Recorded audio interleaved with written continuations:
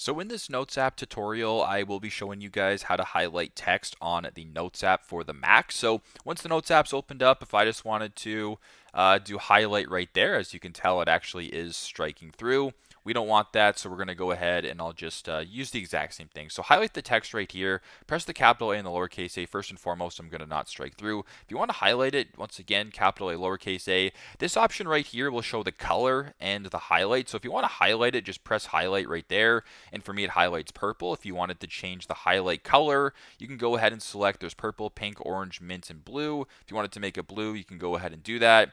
If you wanted to make this one another color, you can highlight it. Once again, select the color. Let's go with orange. And you can just highlight it that way. So pretty simple, pretty straightforward. That is how to highlight text on the Notes app for the Mac. Thanks again for watching, and I hope this helps.